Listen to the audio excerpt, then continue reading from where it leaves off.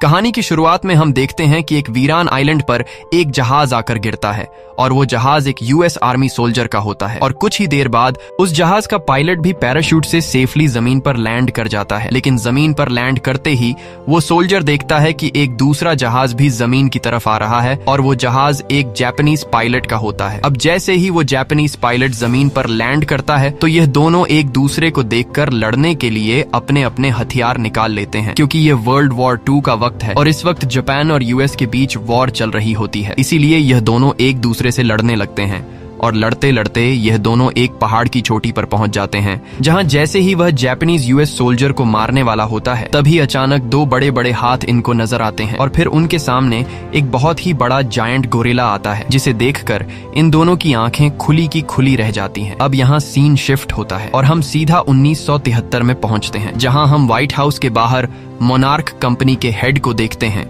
जिसका नाम बिल है। और बिल यूएस गवर्नमेंट के एक सेनेटर के पास आता है और उससे एक आइलैंड पर जाने की परमिशन मांगता है। दरअसल बिल ने उस आइलैंड को ढूंढ लिया था जिसे हमने कहानी की शुरुआत में 2 सोल्जर्स को लैंड करते हुए देखा, और बिल अब उस आइलैंड पर रिसर्च करने के लिए जाना चाहता है। लेकिन उस आइलैंड पर जाने के लिए बिल को एक आर्मी की टीम और पैसों की जरूरत थी, जिसके लिए बिल यूएस के एक सेनेटर से इस चीज की डिमांड करता है। लेकिन सेनेटर बिल को गवर्नमेंट की तरफ से रिसर्च करने के लिए आर्मी की टीम और पैसे देने से साफ इनकार कर देता है, क्योंकि सेनेटर को लग रहा था कि ये आइलैंड एक आम सा आइलैंड है, इसलिए उस आइलैंड पर रिसर्च करने के लिए किसी को पैसे देना फिजूल में पैसों को बर्बाद करना है। लेकिन यहाँ बिल सेनेटर को कुछ सबूत दिखाते हुए कहता है कि हमें इस आइलैंड पर कुछ ऐसे राज मिल सकते हैं जो आज तक दुनिया के सामने नहीं आए, और अगर हमने सबसे पहले उस आइलैंड के राज दुनिया के सामने लाए तो हम पैसों से मालामाल हो सकते हैं। साथ ही बिल सेनेटर को बताता है कि हमें जल्दी करना होगा, क्योंकि इस आइलैंड का राज रशिया को भी पता चल चुका है, इसलिए हमारे पास टाइम बहुत ही कम है। अगर हम पहले वहां नहीं गए तो रशिया की टीम हमसे पहले वहां पहुंचकर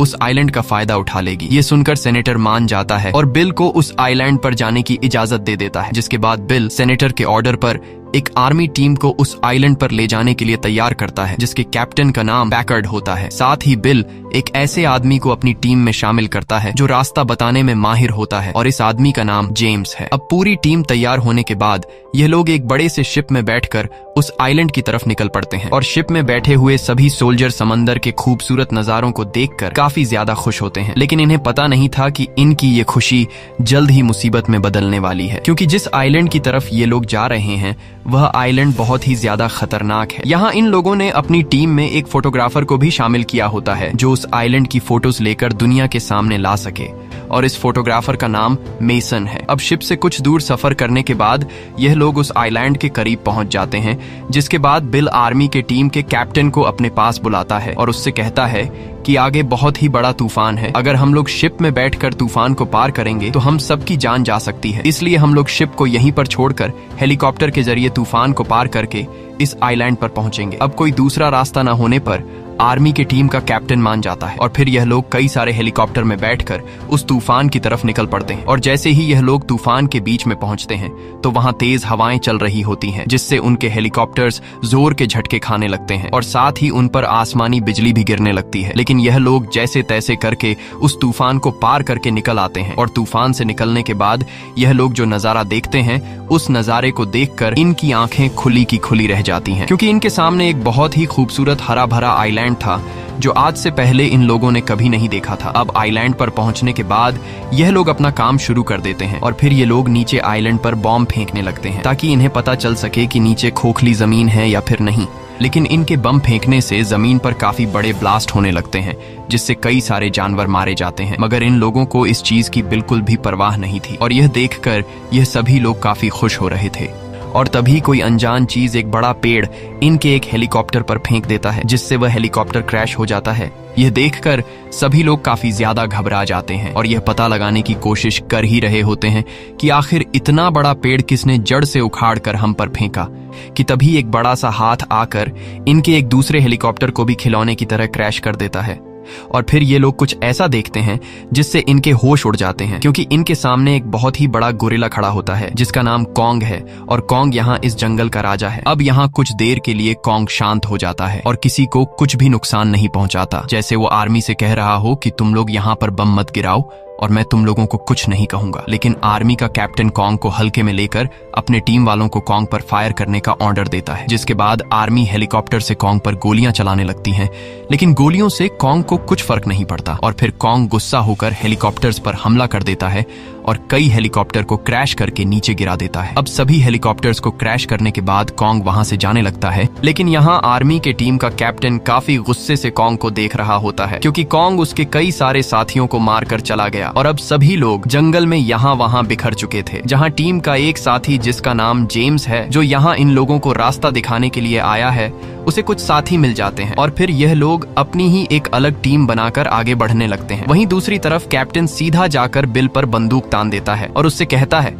कि सच सच बताओ, तुम हम लोगों को यहाँ पर क्यों लेकर आए हो। तब बिल उसे सारी सच्चाई बताता है कि आज से 30 साल पहले मैं अपने साथियों के साथ शिप में सवार था। तब रास्ता भटकने की वजह से हम लोग गलती से इस आइलैंड पर आ गए, लेकिन तभी एक बड़े मॉन्स्टर ने हमारे शिप पर हमला कर दिया, जिसमें शिप पर मौजूद मेरे सभी साथी मारे गए। बस मैं अकेला ही जिंदा बच गया और फिर वापस आकर मैंने गवर्नमेंट को इस आइलैंड के बारे में बताया, लेकिन किसी ने भी मेरी बात पर यकीन नहीं किया। और फिर मैंने खुद यह फैसला किया कि मैं इस आइलैंड पर जाऊंगा और इस आइलैंड की सारी सच्चाई दुनिया के सामने लाऊंगा, ताकि लोगों को पता चल सके कि अभी भी हमारी दुनिया में कुछ ऐसे बड़े जायंट क्रीचर्स हैं जो अगर हम तक पहुंच गए तो हम सभी की जान खतरे में पड़ सकती है। इसीलिए मैं गवर्नमेंट को बताना चाहता हूं कि जब ये मॉन्स्टर्स हम लोगों पर हमला करें तो हम लोग इन मॉन्स्टर्स के हमले के लिए तैयार रहें। वहीं दूसरी तरफ बाकी लोगों को दिखाया जाता है जो जंगल में आगे की तरफ बढ़ रहे होते हैं और जैसे ही यह लोग नदी के किनारे पर पहुंचते हैं तो यह लोग अपने सामने एक बहुत ही बड़ा बुल देखते हैं, जिसे देखकर यह सभी लोग काफी ज्यादा घबरा जाते हैं और जल्दी से बुल पर बंदूकें तान लेते हैं। लेकिन यहाँ जेम्स सभी को बंदूक नीचे करने को कहता है और बताता है कि यह बुल हमें नुकसान नहीं पहुंचाएगा। अब यह लोग जैसे ही बंदूक नीचे करते हैं तो वह बुल भी मुड़कर दूसरी तरफ जाने लगता है। वहीं दूसरी तरफ कैप्टन की टीम जंगल में आगे बढ़ रही होती है और जैसे ही यह लोग एक घने बांस के जंगल में पहुंचते हैं तो तभी अचानक एक सोल्जर के मुंह के आर पार एक बांस चला जाता है और फिर वो बांस उस सोल्जर के मुंह से निकल जाता है। अब जब यह लोग ऊपर की तरफ देखते हैं तो इन्हें पता चलता है कि यह कोई बांस नहीं था, बल्कि एक बहुत ही बड़ी जायंट मकड़ी का पैर था और फिर वो मकड़ी इन लोगों पर हमला कर देती है। अब यह लोग खुद को बचाते हुए मकड़ी पर कई सारी गोलियां चलाते हैं, लेकिन बंदूक की गोलियों से मकड़ी को कुछ ज्यादा फर्क नहीं पड़ता और फिर यहाँ कैप्टन अपने सोल्जर से कहता है कि मकड़ी के पैरों पर हमला करो। अब मकड़ी के पैरों पर वार करने की वजह से वो मकड़ी कमजोर होकर नीचे आने लगती है और मौके का फायदा उठाते हुए यह सभी लोग मकड़ी पर एक साथ फायरिंग करके उसे खत्म कर देते हैं। और यहाँ यह लोग समझ जाते हैं कि यह जंगल कोई आम जंगल नहीं, बल्कि यहाँ पर हर तरह के खतरनाक जानवर हैं। वहीं हम दूसरे ग्रुप को देखते हैं जो जंगल में आगे की तरफ बढ़ रहे होते हैं और कुछ दूर आगे जाने के बाद यह लोग एक गांव में पहुंच जाते हैं, लेकिन गांव में कोई भी नहीं होता। और यहाँ मेसन जब गांव की फोटो क्लिक कर रही होती है तभी उसे सामने दीवार में से एक आदमी दिखाई देता है और फिर देखते ही देखते और भी कई सारे लोग बाहर निकल आते हैं। दरअसल ये यहाँ के आदिवासी लोग होते हैं जो पिछले कई सालों से यहीं पर रह रहे हैं और यह आदिवासी लोग चारों तरफ से इन लोगों को घेर लेते हैं। साथ ही यह लोग भी आदिवासियों पर बंदूकें तान देते हैं और जैसे ही यह लोग एक दूसरे पर हमला करने वाले होते हैं तभी एक लंबी दाढ़ी मूंछ वाला आदमी आदिवासियों के बीच में से बाहर निकलता है, जिसका नाम मार्लो है। और मार्लो वही आदमी है जिसे हमने कहानी की शुरुआत में जहाज से गिरते हुए देखा था और मार्लो पिछले 28 सालों से यहीं आदिवासी लोगों के साथ रह रहा है। यहाँ मार्लो आगे आते हुए सभी लोगों से कहता है कि अपनी बंदूकें नीचे करो, ये लोग तुम्हें कुछ भी नहीं करेंगे। और फिर ये लोग मार्लो की बात मान लेते हैं। मार्लो इन सभी लोगों को देखकर काफी खुश होता है क्योंकि उसने पिछले 28 सालों से बाहरी दुनिया का कोई भी इंसान नहीं देखा था। वहीं दूसरी तरफ हम एक सोल्जर को देखते हैं जो अपने साथियों से बिछड़ गया होता है और जैसे ही वो नदी से पानी पीने वाला होता है तभी उसे कुछ हलचल सुनाई देती है और फिर अचानक उसके सामने कॉन्ग आता है, जिसे देखकर सोल्जर बहुत ज्यादा घबरा जाता है और फिर कॉन्ग उस सोल्जर की तरफ आने लगता है। ये देखकर घबराते हुए वह सोल्जर जल्दी से एक चट्टान के पीछे छुप जाता है। अब यहाँ कॉन्ग उस सोल्जर को अच्छी तरह से देख तो लेता है, लेकिन कॉन्ग उसे कुछ भी नहीं कहता। ये देखकर हमें पता चलता है कि कॉन्ग बेवजह किसी को भी नहीं मारता। जिसके बाद कॉन्ग नीचे पानी में बैठ जाता है और अपने बाजू पर लगे हुए जख्म को देखने लगता है, जिससे कॉन्ग को काफी तकलीफ हो रही थी और यह जख्म कॉन्ग को इंसानों ने दिया था। अब यहाँ कॉन्ग पानी उठाकर पीने लगता है कि तभी एक बड़ा सा ऑक्टोपस कॉन्ग को कमजोर होता हुआ समझकर उस पर हमला कर देता है और पूरी तरह से कॉन्ग पर लिपट जाता है। लेकिन यहाँ कॉन्ग अपने हाथ से उस ऑक्टोपस के सिर को दबाकर कुचल देता है और फिर उस ऑक्टोपस के एक टेंटिकल को काटकर खाने लगता है। इसके बाद कॉन्ग उस ऑक्टोपस को घसीटकर रात के खाने के लिए अपने साथ ले जाने लगता है। यह देखकर वो सोल्जर समझ जाता है कि कॉन्ग कितना ज्यादा पावरफुल है। वहीं दूसरी तरफ मार्लो बाकी लोगों को एक पुराने से शिप के पास लेकर आता है और शिप के अंदर आते ही यह लोग देखते हैं कि इन आदिवासियों ने शिप के अंदर अपना एक मंदिर बनाया हुआ है जहां ये लोग पूजा करते हैं। और यहाँ आदिवासी लोगों ने पत्थरों पर कॉन्ग की एक बड़ी पेंटिंग बनाई होती है जिसकी ये लोग पूजा करते हैं। यहाँ मार्लो ग्रुप के लोगों को समझाता है कि यह आदिवासी लोग कॉन्ग को अपना ईश्वर मानते हैं क्योंकि कॉन्ग हमारी सेफ्टी करता है। अगर कॉन्ग नहीं होता तो हम सब मारे जाते, क्योंकि यहाँ जमीन के नीचे कुछ ऐसी छिपकलियां हैं जो बहुत ही ज्यादा खतरनाक है और इंसानों की जान लेने के लिए हर वक्त तैयार बैठी हैं। लेकिन कॉन्ग की वजह से वो छिपकलियां हम पर हमला नहीं कर सकती। साथ ही मार्लो बताता है कि कॉन्ग अपनी प्रजाति का आखिरी बचा हुआ सैंपल है, क्योंकि इन छिपकलियों ने कॉन्ग की पूरी फैमिली को मार दिया है और अब कॉन्ग के डर से वो छिपकलियां जमीन के नीचे रह रही है। तब यहाँ जेम्स मार्लो से पूछता है कि कॉन्ग ने हम पर हमला क्यों किया, जिस पर मार्लो बताता है कि तुम लोग जब हेलीकॉप्टर से इस आइलैंड के अंदर आए तब तुम लोगों ने जमीन पर बॉम्ब फेंककर कई सारे जानवरों को मार दिया, जिस वजह से कॉन्ग ने गुस्सा होकर तुम लोगों पर हमला किया। साथ ही मार्लो बताता है कि तुम्हारे बॉम्ब फेंकने की वजह से जमीन से कई सारी छिपकलियां बाहर निकल आई, लेकिन कॉन्ग ने उन सभी छिपकलियों को मार दिया। अगर उस वक्त कॉन्ग छिपकलियों को नहीं मारता तो वो छिपकलियां तुम सभी को मार कर वापस जमीन में चली जाती। अब यहाँ मार्लो जेम्स से पूछता है कि तुम लोग यहाँ पर क्यों आए हो, जिस पर जेम्स बताता है कि हम लोग इस आइलैंड पर रिसर्च करने के लिए आए हैं और अब हमें इस आइलैंड की पूरी सच्चाई पता चल चुकी है, इसलिए अब हम सभी लोगों को वापस जाना होगा। लेकिन वापस जाने के लिए हमारे पास जो हेलीकॉप्टर थे उन्हें तो कॉन्ग क्रैश कर चुका है, इसलिए अब हमें पैदल ही आगे बढ़ते हुए इस आइलैंड के नॉर्थ की तरफ जाना है जहाँ हमारा एक शिप इंतजार कर रहा है। ये सुनकर मार्लो कहता है कि अगर तुम लोग पैदल ही नॉर्थ की तरफ जाओगे तो तुम्हें नॉर्थ तक पहुंचने में कई हफ्ते लग सकते हैं, लेकिन मेरे पास एक बोट है, मगर उस बोट में थोड़ी बहुत खराबी है। अगर तुम लोग उसे ठीक कर लो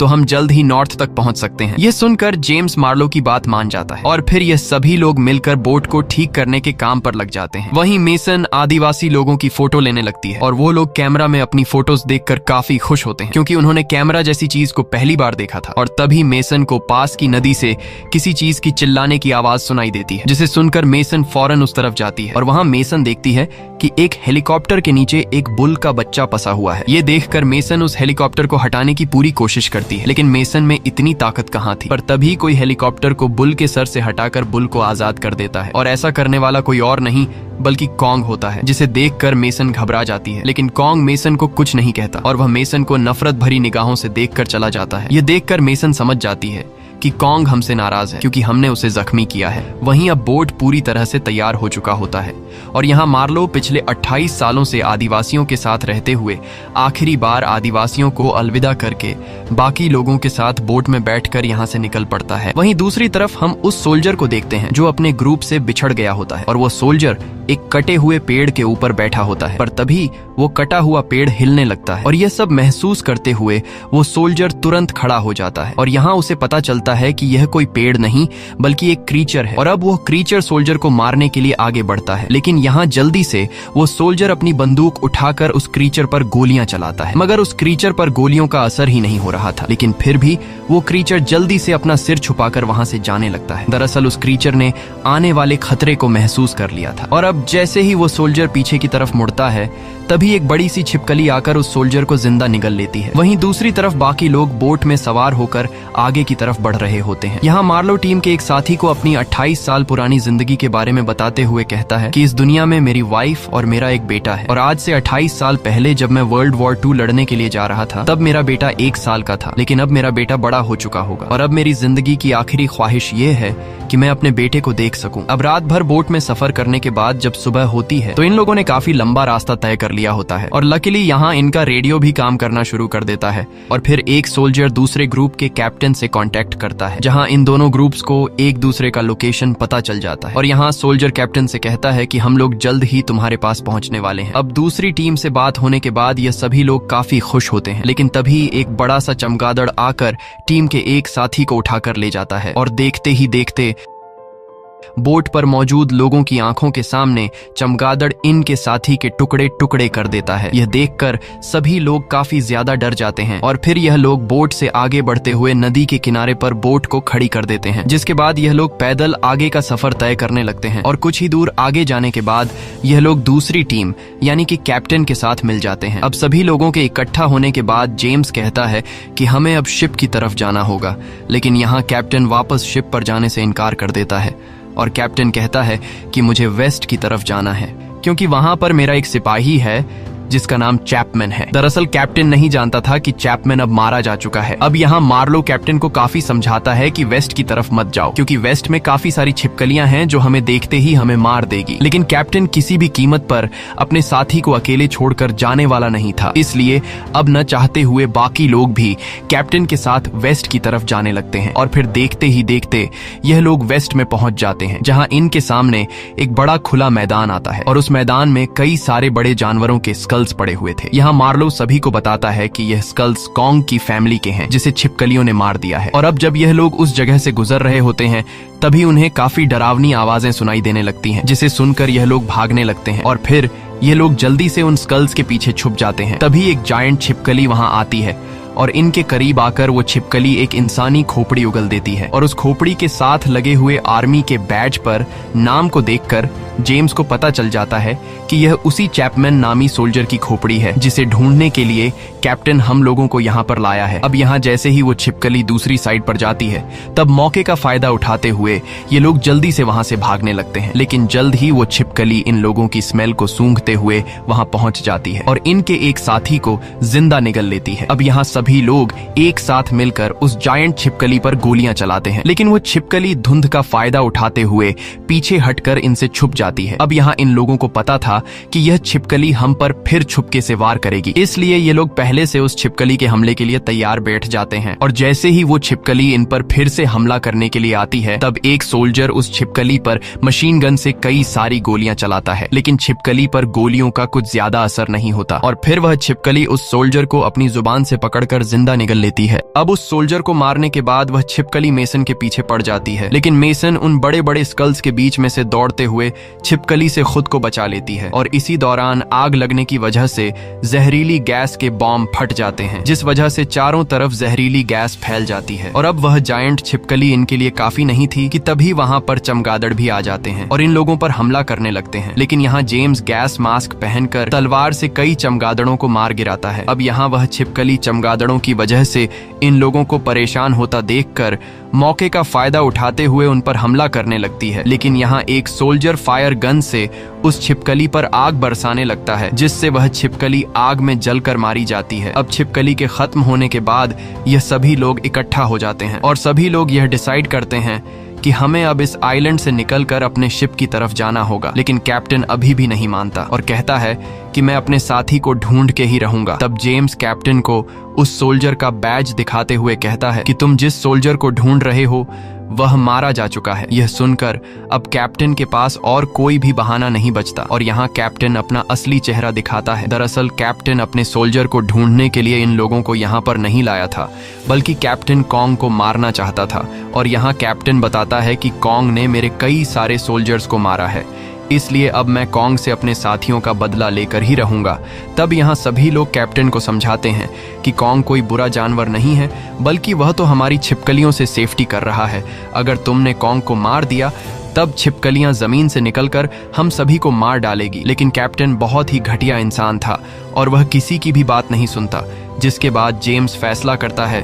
कि हम लोग वापस शिप की तरफ जा रहे हैं और अगर तुम कॉन्ग को मारने के लिए जाना चाहते हो तो तुम जा सकते हो। अब यहाँ ये लोग फिर से दो ग्रुप्स में बंट जाते हैं और सोल्जर्स को ना चाहते हुए अपने कैप्टन के साथ जाना पड़ता है। वहीं जेम्स का ग्रुप जंगल में आगे की तरफ बढ़ रहा होता है, लेकिन यहाँ इन लोगों को आगे का रास्ता समझ नहीं आ रहा होता कि हमें किस तरफ जाना चाहिए। इसलिए जेम्स और मेसन डिसाइड करते हैं कि हम दोनों सामने के पहाड़ के ऊपर चढ़ेंगे, जहाँ ऊपर पहाड़ की चोटी से हम अपने शिप को देखेंगे कि हमारी शिप कहाँ पर है। इसके बाद यह दोनों पहाड़ के ऊपर चढ़ना शुरू कर देते हैं और कुछ ही देर बाद यह दोनों ऊपर पहाड़ की चोटी पर पहुंच जाते हैं, जहां यह लोग अपने शिप को तो नहीं देख पाते, लेकिन तभी इनके सामने कॉन्ग आ जाता है, जिसे देखकर यह दोनों बिना हिले डुले बिल्कुल एक स्टैच्यू की तरह सीधे खड़े हो जाते हैं, क्योंकि इन्हें पता था कि अगर हमने कॉन्ग के सामने कोई भी हरकत की तो हमारी मौत पक्की है। अब यहाँ कॉन्ग इनके काफी करीब आकर इन्हें देखने लगता है और मेसन पूरी तरह से हिम्मत जुटाकर अपना हाथ कॉन्ग की बॉडी से टच करती है, लेकिन कॉन्ग मेसन से कुछ भी नहीं कहता, जिससे मेसन समझ जाती है कि कॉन्ग इंसानों को नहीं मारना चाहता।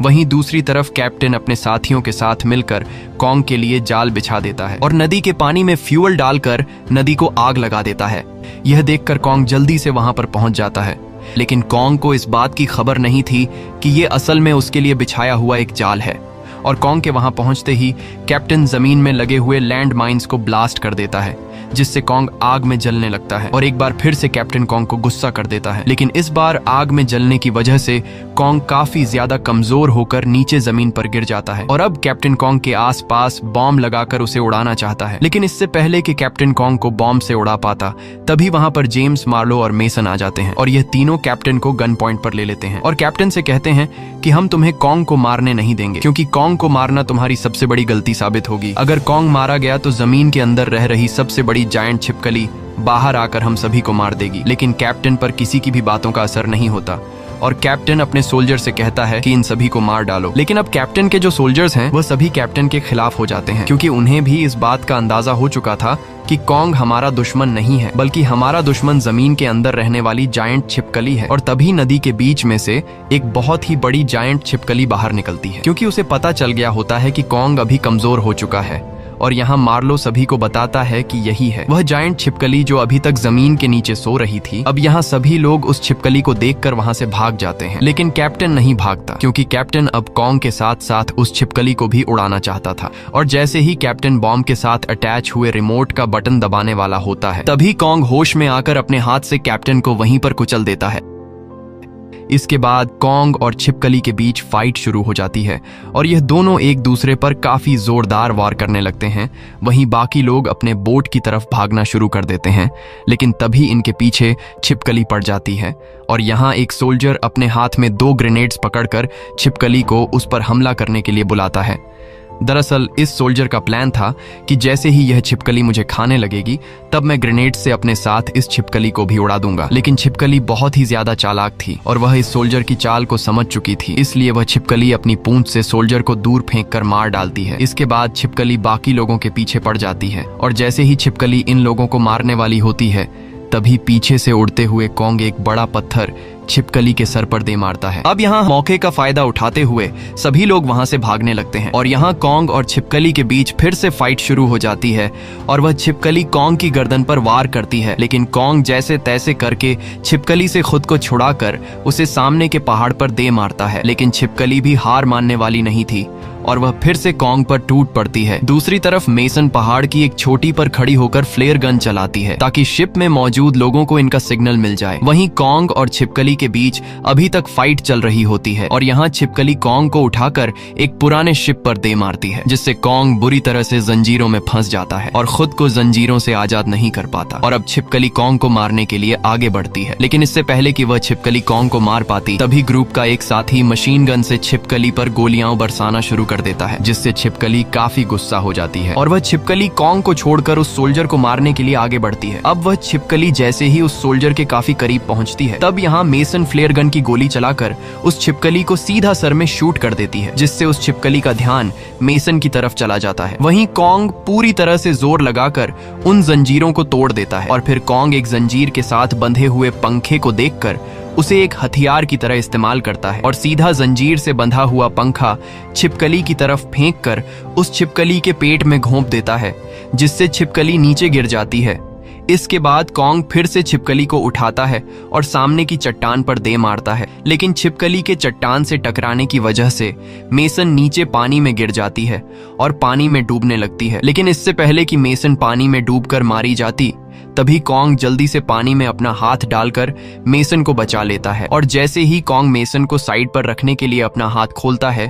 तभी पीछे से फिर से छिपकली कॉन्ग पर हमला कर देती है। अब यहाँ कॉन्ग छिपकली के सामने कमजोर पड़ गया था, क्योंकि एक हाथ में मेसन होने की वजह से कॉन्ग उस छिपकली से एक हाथ से लड़ रहा था और यहाँ वह छिपकली सीधा कॉन्ग के उस हाथ को खाने की कोशिश करती है जिसमें मेसन थी। लेकिन कॉन्ग अपना पूरा हाथ छिपकली के मुंह के अंदर डालकर उसकी जुबान पूरी तरह से बाहर निकालकर काट देता है, जिससे फाइनली उस जायंट छिपकली की मौत हो जाती है। अब यहाँ कॉन्ग बहुत ही आराम से अपनी हथेली खोलता है और देखता है कि मेसन मारी जा चुकी है। ये देखकर कॉन्ग बड़ी मायूसी से मेसन को एक साइड पर रख देता है, पर तभी मेसन की सांसें वापस आ जाती हैं और यहाँ हमें पता चलता है कि मेसन मरी नहीं थी बल्कि वह बेहोश हो गई थी। मेसन के होश में आने के बाद कॉन्ग पीछे मुड़कर मेसन को देखता है और वहाँ से जाने लगता है। अब यहाँ सभी लोग बोट में बैठकर वापस आने लगते हैं। साथ ही साथ ये लोग एक दूसरे से वादा करते हैं कि इस आइलैंड से बाहर जाने के बाद हम लोग गवर्नमेंट को इस आइलैंड के बारे में कभी भी नहीं बताएंगे, क्योंकि अगर गवर्नमेंट को कॉन्ग के बारे में पता चला तो गवर्नमेंट कॉन्ग को अपने साथ एक्सपेरिमेंट के लिए ले जाएगी। इसलिए यह आइलैंड जैसा है वैसा ही रहना चाहिए। मूवी के आखिर में हम देखते हैं कि मार्लो अब पूरे 28 साल बाद अपने घर पहुंच जाता है। शुरू में मार्लो को लगा कि उसकी वाइफ उसे पहचान नहीं पाएगी, लेकिन पूरे 28 साल बाद मार्लो को देखते ही उसकी वाइफ उसे गले लगा लेती है। साथ ही 28 साल के गुजरने के बाद मार्लो का बेटा भी काफी बड़ा हो चुका था और मार्लो की जो अपने बेटे से मिलने की ख्वाहिश थी वह भी पूरी हो जाती है। इसी के साथ यह कहानी खत्म हो जाती है। अगर आपको यह वीडियो अच्छी लगी हो तो हमारे चैनल को सब्सक्राइब और वीडियो को लाइक जरूर कीजिएगा।